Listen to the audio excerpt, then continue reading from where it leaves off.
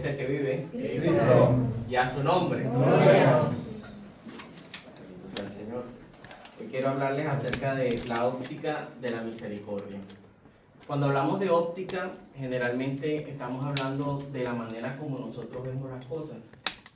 Cada uno de nosotros tiene, por así decirlo, como un sesgo o una manera de poder ver y entender las cosas.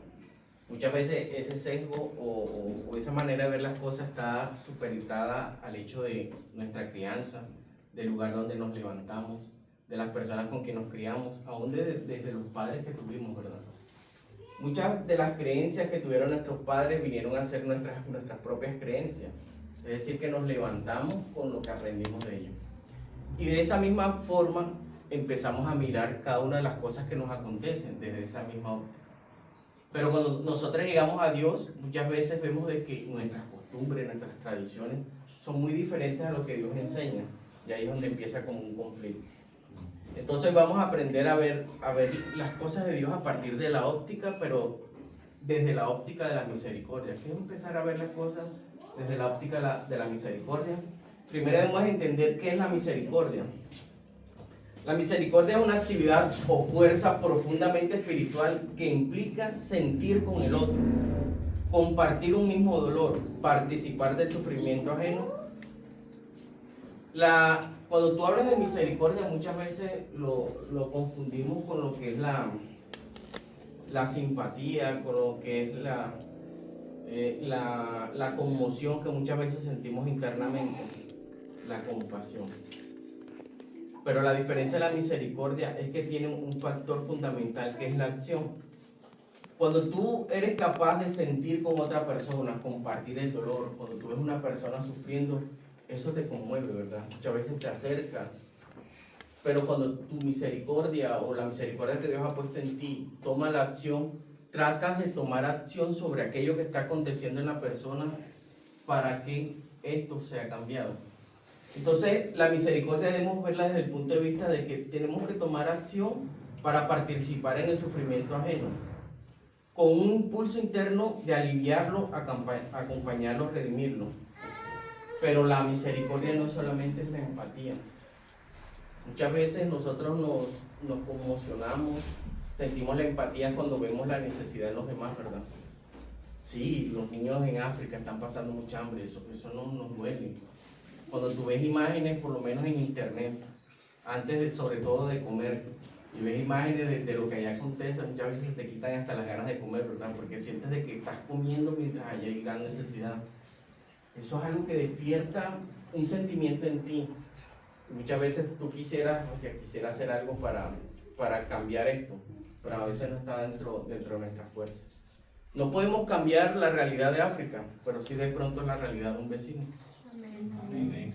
No podemos cambiar la realidad de África, pero sí de las personas que muchas veces están a nuestro alrededor. Entonces, la misericordia que Dios pide, o cuando empezamos a ver las cosas desde la misericordia, Dios nos está pidiendo que empecemos a mirar mucho más a nuestro alrededor y veamos en qué podemos tomar acción. No podemos cambiar el mundo, pero sí parte de nuestro entorno. Entonces, la misericordia no es solamente la simple empatía o la simpatía que tenemos hacia la necesidad de nuestro alrededor, sino que también se manifiesta como un amor activo que desencadena acciones concretas movidas por el amor de Dios. Cuando tú empiezas a tomar acción acerca de esas necesidades que tú ves alrededor, ya estás poniendo en práctica la misericordia que Dios ha puesto en ti. Cada uno de nosotros hemos sido dotados. Cada uno de nosotros hemos sido dotados de parte de Dios con esta serie de sentimientos. Muchas veces tenemos cargas por algunas situaciones que están a nuestro alrededor y es porque Dios te ha enviado allí. ¿Qué es lo que más te conmociona? ¿Qué es lo que más muchas veces te desespera? ¿Qué es lo que quieres cambiar? Es porque Dios ha puesto una carga en ti para que tomes acción. Para esto quiero ilustrarlo de una manera. En el libro de Juan, capítulo 6, la Biblia nos muestra un acontecimiento que sucede o está descrito en los 4 evangelios. Y fue un momento en el que dice que el pueblo, una gran multitud seguía a Jesús, pero ocurría algo muy particular. Este pueblo tenía alrededor de 3 días siguiendo las enseñanzas de Jesús en el desierto. Resulta que, obviamente, ya de pronto los discípulos fastidiados, Jesús, mira, ya es tarde, ya va a acontecer, son 3 días que la gente está, despide la multitud para que ellos puedan ir a los lugares cercanos y alimentarse. Pero sucede algo particular, el Señor les dice, denles de comer. Así. Son alrededor de 5.000 personas. Antiguamente, cuando la Biblia describe esta serie de acontecimientos y da cifras como 5.000 personas, generalmente cuenta a los hombres. Debemos que entender de que la Biblia es un libro que fue escrito en el Oriente, ¿verdad? El Oriente está caracterizado por ser lugares de patriarcados. Entonces en ese lugar se contaba generalmente los hombres, pero nosotros sabemos que generalmente detrás de un hombre hay una mujer. Y particularmente en estas familias que son numerosas, en promedio siempre hay como 2 niños. O sea que estamos hablando alrededor de ¿cuántas personas? 15.000. Entre 15.000 y 20.000 personas, ¿cierto? Pero en Juan me gusta mucho la escritura porque da un detalle que no aparece tal vez en los demás evangelios. Y es que un discípulo le dice, ¿cómo así que le demos de comer? Ni 200 denarios de pan alcanzaría para alimentar a estas personas. Y uno muchas veces pasa esa escritura por encima y dice, bueno, 200 denarios, ¿qué son 200 denarios? Un denario equivalía a un día de trabajo, era un jornal. Si llevamos esa escritura al día de hoy, en Polonia, que estamos actualmente, y es lo que nos caracteriza, porque si hablo de Colombia, el sueldo mínimo de Colombia es 1, si hablo de pronto en Cuba, el sueldo mínimo es 1, en Argentina es otro, ¿cierto? Pero ahora que estamos aquí en Polonia, ¿cuánto es el sueldo mínimo de aquí? 4.000. Alrededor de 4.600 y pico, ¿verdad? O sea que alrededor, si eso lo dividimos entre 30 días de trabajo, nos da una cifra allí, pero habla cerca de 200 denarios, o sea, 200 días de trabajo. Yo calculando allí, eso me dio como una cifra entre 30.000 y 40.000 zloty. Más o menos. O sea que estamos hablando alrededor de entre 30.000 y 40.000 zloty. Imagínate entre 30.000 y 40.000 zloty de pan. De pan de eso del vino de 3 a 1 zloty. Y dice que 200 denarios de pan no alcanzarían para alimentar toda esta multitud. O sea, 40.000 botes en mogollita de 3. No alcanzarían para alimentar eso. O sea, eso sería... O sea, él tal vez lo dijo de una manera irónica. 200 denarios de pan no alcanzarían para esta multitud. Pero que el Señor que les dice, denles de comer. ¿Qué tienen ustedes?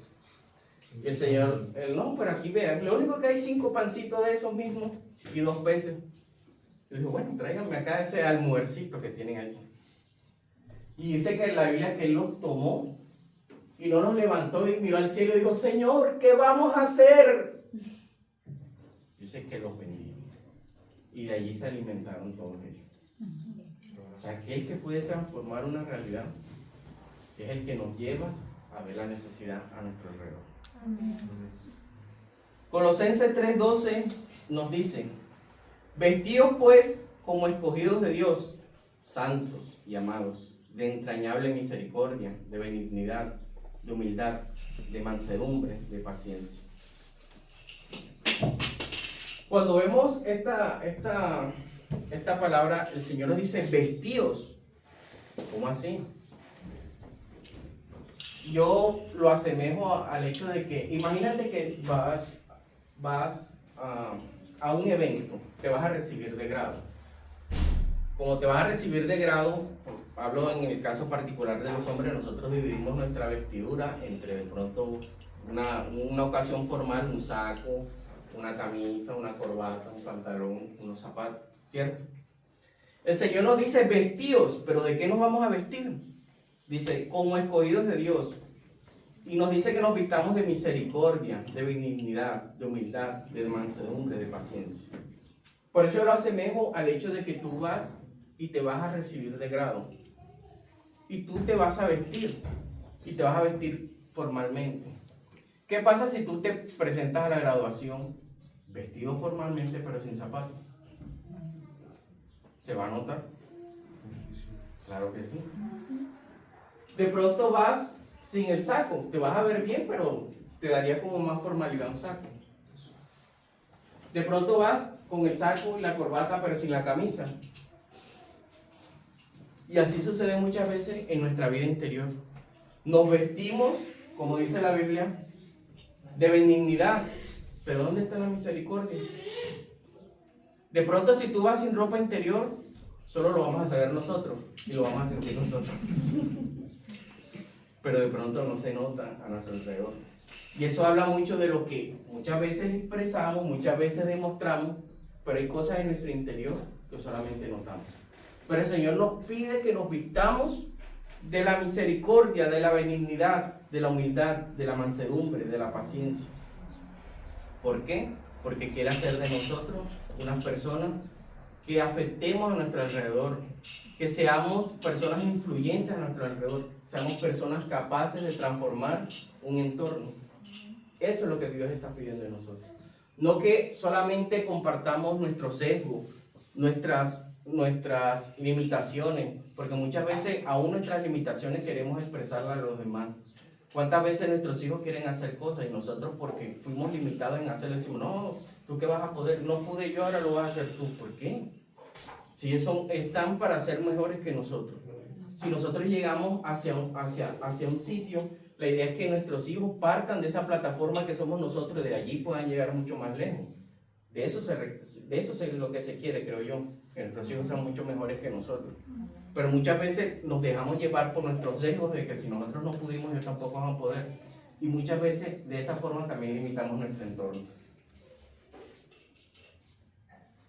Entonces, pero teniendo Dios que nos manda a vestir de esta manera, hoy nos manda a poner el saco de la misericordia.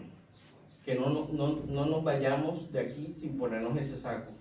Ya teniendo claro la importancia de la misericordia, es necesario que nos vistamos de la misericordia y empecemos a ver en qué podemos afectar, en qué podemos mejorar. Y esto nos puede llevar muchas veces también cuando vemos nuestro entorno a decir, bueno, está bien, hoy entendimos que es la misericordia, pero entonces, ¿cómo puedo ponerla en práctica? El Señor Jesús, en sus enseñanzas, les llegaba al pueblo, les enseñaba las sinagogas y les enseñaba acerca de estas cosas. Pero cierto día un hombre se le acercó, bueno, está bien, tú enseñas acerca de la misericordia. ¿Y con quién tengo que ponerla en práctica? Porque es fácil ponerla de pronto en práctica con tu familiar, con tu vecino, con tu amigo, con tu compañero de trabajo. Pero en realidad sí es con ellos que debemos ponerla en práctica. Esta pregunta se le hicieron a Jesús en Lucas 10, 25, 37. Vamos a leerla. ¿Puedes proyectarla para leerla de ahí? Lucas 10, 25 al 37.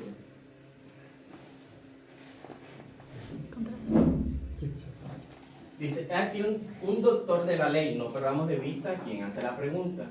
Se levantó y tentándole y diciendo, maestro, ¿haciendo qué cosa poseeré la vida eterna?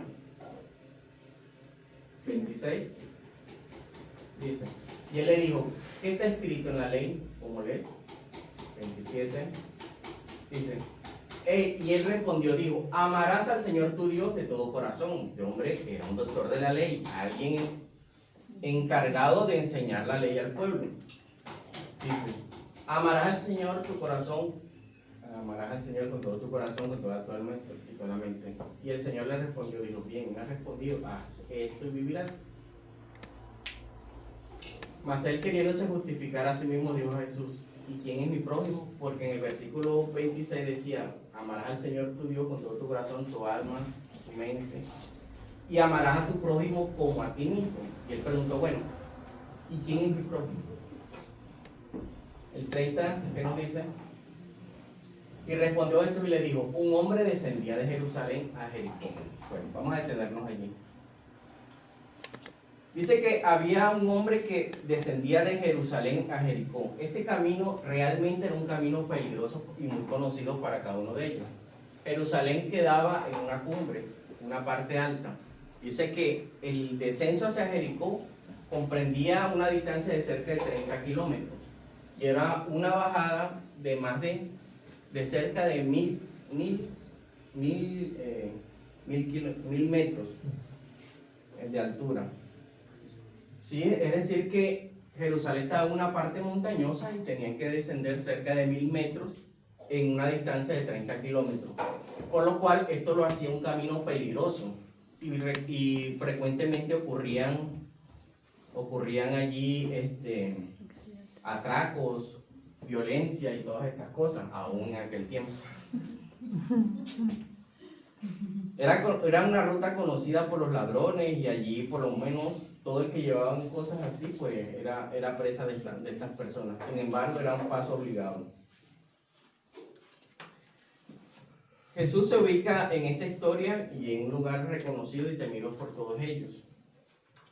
Sin embargo, él les habla acerca de esta historia diciendo, bueno, este hombre cayó en manos de ladrones, los cuales lo despojaron, le hirieron y se fueron dejándolo medio muerto. ¿Qué lo dice 31? Dice, aconteció que descendió un sacerdote por aquel camino y viéndole, se pasó de un lado. ¿Qué más? 32 dice, asimismo un levita llegando de cerca a aquel lugar y viéndole, pasó a un lado. 33. Mas un samaritano que transitaba, viniendo de cerca de él, viéndole, fue movido a misericordia. 34. Y llegándose, vendó sus heridas y echando el aceite y vino y poniéndole sobre su cabalgadura, lo llevó al mesón. Dice, al otro día al partir sacó 2 denarios y los dio al huésped y le dijo, cuídamele de todo lo que gastare, cuando vuelvas te lo pagaré.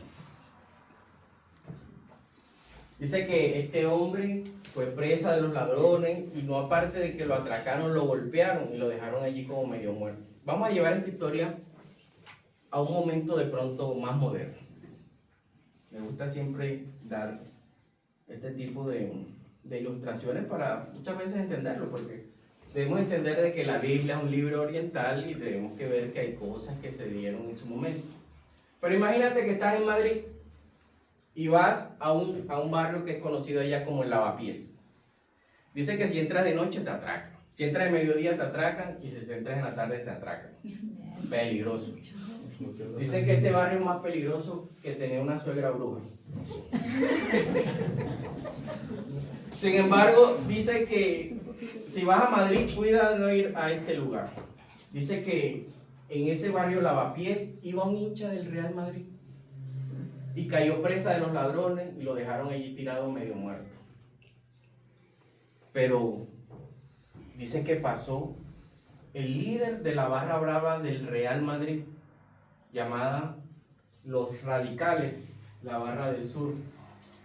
Lo pasó, miró, lo vio medio muerto y dice que pasó de lado. Luego pasó el líder de la barra brava del norte, llamada La Familia. Dice que también pasó al lado de él, lo vio y pasó de largo. Pero un hincha del Barcelona pasó, se bajó del carro, lo montó en el carro, le echó isodine, lo curó, lo vendó y lo llevó a la clínica más cara. Dice que lo entregó allí en urgencias, pagó la entrada y aparte dijo, lo que gaste de más, me lo mandan a la casa que yo lo pago. O sea, ¿quién fue el prójimo? El hincha del Barcelona. O sea, la persona que menos esperaba fue quien fue movido a misericordia. Porque así como a este hombre, que era judío, y pasó primero un sacerdote, pasó un levita, que eran de su mismo pueblo, lo dejaron allí tirado. Pero la Biblia dice que pasó un samaritano. Cuando Jesús daba esta enseñanza, y les decía, y les mostraba el pueblo, les decía, mira, este hombre siendo judío, le pasó un sacerdote por el lado, una de las personas encargadas de la administración de la palabra en el pueblo. Le pasó un levita, una de las personas encargadas del cuidado del templo y de los rituales, y lo vieron y no dijeron nada. Pero pasó un samaritano. ¿Quién era el samaritano?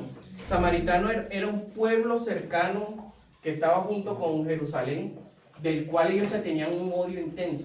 O sea, entre samaritanos y judíos no se gustaban. Sin embargo, este enemigo natural que ellos tenían fue el que fue movido a misericordia y fue el que vendó las heridas de este hombre herido y lo salvó. Entonces, de esta manera Jesús les enseña quién es tu prójimo. ¿Quién es tu prójimo? El sacerdote y el levita, que eran religiosos y líderes judíos, ambos harían parte de la élite religiosa. Tal vez cada uno de ellos tenía su excusa, como muchas veces la tenemos nosotros, cuando vemos la realidad de nuestro entorno. Pero es que, ¿cómo lo ayudo? Yo quisiera tener para ayudarlo, pero ¿qué hago? Ojalá yo pudiera. Pero muchas veces esas limitaciones que ponemos en nosotros, como les decía hace un momento, hacen parte de nuestro ser. Hacen parte de aquello que nos enseñaron, que nos decían, como muchas veces enseñamos, no te metas en la vida de los demás, te tienes que ver con la suya. ¿Qué haces metiéndose en la vida de los demás? ¿Y qué te va a importar si él come o no come? Problema de él. ¿Cierto? Porque muchas veces somos así, pero Dios nos ha llamado a ser que diferentes. Dios nos ha llamado a mirar las cosas desde el punto de vista de la misericordia. No podemos, como decía hace un momento, cambiar el mundo, pero sí podemos hacer algo a nuestro alrededor. Para la élite religiosa, ellos de pronto tenía una excusa. Por lo menos Levítico 21:1-3 nos dice que nos mostraba de que si un sacerdote, un levita, se acercaba a una persona muerta, ellos podían quedar impuros para el ejercicio de sus rituales y del sacerdocio. Muchas veces nosotros que hemos sido llamados de pronto, o aquellos que tienen un cargo, que tienen no sé qué, muchas veces creen que no pueden mirar las necesidades de la sociedad, es porque el cargo que los ostenta les impide hacer eso. Muchas veces ayudar ante la necesidad y estas cosas, muchas veces, como les digo, está sesgada más por nuestros principios o las cosas que aprendimos, que a veces, porque a veces ni siquiera tiene que ver con el tema de los recursos, a veces nuestra disposición. Hay gente que muchas veces no está pasando necesidad física o necesidad de pronto de recursos, pero sí necesitan a alguien que les escuche. Por lo menos nosotros que estamos en este país y que muchas veces compartimos con personas que también son latinos, como les llamamos, son personas que en estos momentos muchas veces están pasando por depresiones. Muchas veces la necesidad no es alimentaria, no es económica porque están laborando, pero el estar lejos de su familia muchas veces los deprime y necesitan con quien hablar. A veces esas personas tienen una necesidad de alguien que les escuche y tú puedes ser la solución a esa necesidad. Muchas veces esas personas necesitan a alguien que los comprenda. Tú puedes ser la respuesta a esa necesidad. Y muchas veces preguntamos, ¿quién es nuestro prójimo? Pero Dios en realidad lo que nos muestra a través de esta palabra es, tú puedes ser el prójimo de alguien. No preguntes quién es tu prójimo, tú puedes ser el prójimo de alguien. Tú puedes ser el que es movido a misericordia, tú puedes ser el que puede hacer la diferencia, tú puedes ser el que está pendiente de la necesidad de los demás para poder actuar.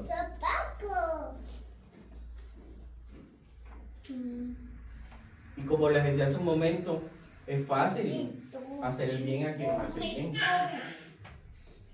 ¿Cierto? Jesús enseñaba y les decía al pueblo, o sea, ¿qué haces de más si saludas al que te saluda? Si haces bien al que te hace bien. Lo mismo hacen los publicanos, los sacerdotes, y son religiosos. Pero ¿en qué haces tú la diferencia? O sea, ¿qué es lo que nos diferencia a nosotros como cristianos de la religión que normalmente conocemos? El ritual. El rezar tantas, porque nosotros no rezamos a Ave María, no nos centramos en el ritual, no. Se supone que a nosotros lo que nos hace diferente es precisamente esto, que amamos. Que nuestro amor y la misericordia está por encima del ritual de la religiosidad. Estos hombres nos acercaron al herido porque para ellos es más importante el ritual. O sea, cómo ellos se van a acercar a aquel medio muerto cuando esto les impedía por el cargo que ostentaban. Entonces para ellos era más importante el ritual que la misericordia. Jesús hubo un momento donde le dijo al pueblo, porque iba a sanar a un hombre, antes de sanar a un hombre le dijo, ¿es lícito que hoy siendo día de reposo yo pueda sanar a este hombre? ¿Por qué? ¿Por qué les puse a entrever esta razón? Porque les enseñó y les dijo, ¿quién de vosotros, si su burro, su asno, cae en un hueco, no lo sacaría aún si fuera día de reposo? Entonces, si son capaces de tener misericordia con un animal y sacarlo de un hueco, a pesar de que esto contradecía su ritual, ¿cómo no vas a hacer misericordia con un ser humano? Muchas veces nosotros, o sea, no critico esto, pero esto es muestra hacia dónde vamos. Muchas veces en mi país, yo pasaba por lugares, cuando venía de mi trabajo en el carro, pasaba por lugares y veía personas que bajaban sacos así, completos, de 2 chavos. 2 chavos que no es tan barato el concentrado de perros. Y veías tú perros indigentes, o sea, perros de la calle, y ellos cómo los alimentaban. Se gastaban un saco completito, se los hacían, porque les movía misericordia el tema de los animales. Pero vamos, tú si ibas a llevar un plato de comida donde estaban las personas. Entonces, ¿por qué hay más misericordia hacia los animales que hacia las personas? Y hacia allá vamos. Vemos personas que hacen campaña, hacen cosas por los animalitos, por los gatos. No critico esto, pero ¿por qué los mueven los animales y no los mueven los seres humanos? ¿Por qué dan comida a animales y no a los seres humanos? O sea, ¿qué está pasando con la sociedad hoy en día? Entonces, como les decía, muchas veces nosotros podemos ser la solución en áreas en las que podemos ver y actuar, pero muchas veces la religiosidad o nuestro sesgo es lo que nos lo permite. No nos lo permite. Les decía hace un momento, es fácil hacer el bien al que nos hace el bien. Es fácil invitar al que nos invita, pero el que nos hace mal. La idea es el bien. Veamos un caso. Y con esta historia quiero cerrar. Vamos a ponerle un nombre, vamos a ponerle Paola. ¿Hay alguna Paola aquí? Sí. Karen. ¿Alguna Karen? No. Bueno, esta es la historia de Karen. Karen es una niña. Karen es una niña que está allí jugando con sus juguetes, muy linda. Karen sueña porque Karen quiere ser grande y cuando crezca, Karen quiere tener su familia, quiere tener sus hijos, tiene muchos sueños, quiere estudiar. Pero Karen es judía y está dentro del pueblo judío en una época en la que por lo menos el país está en riesgo. Y un día ese riesgo se hace realidad. Israel cae cautivo del imperio asirio.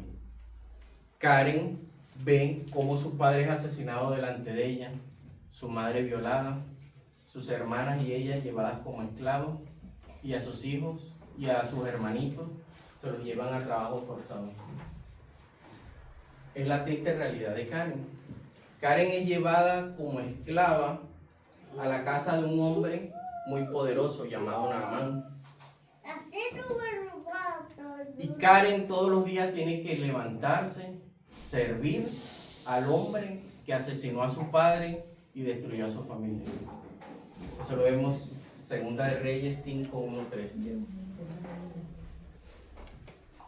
Vamos a leerlo, 2 Reyes 5, 1 y 3. Llamando 2 Reyes. Multimedia.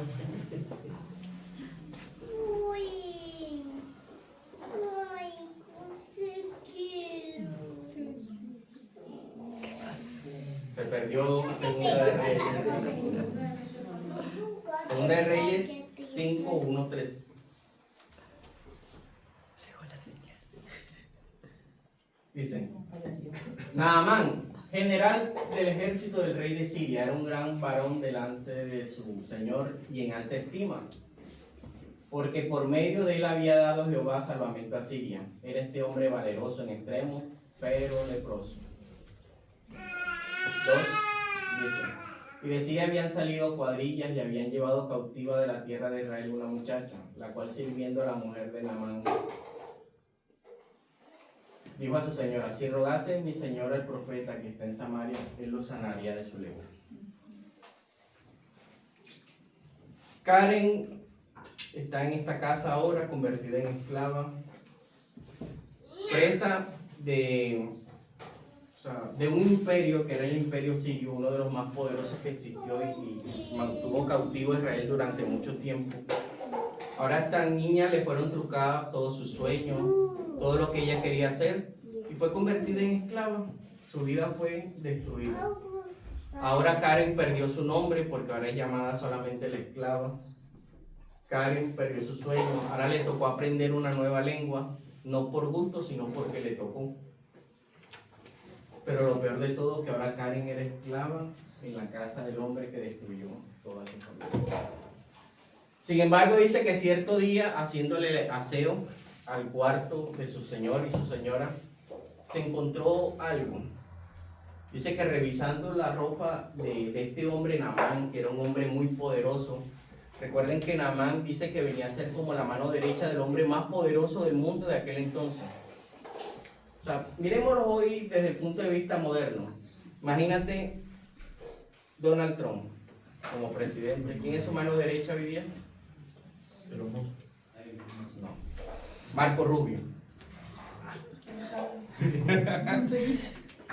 Marco Rubio. Imagínate que esta mujer estaba en el cuarto de Marco Rubio y después, detrás de ese gran traje, de esa gran opulencia, de ese gran respeto a este señor, se entera de algo, que el hombre era leproso. ¿Sabes qué es la lepra?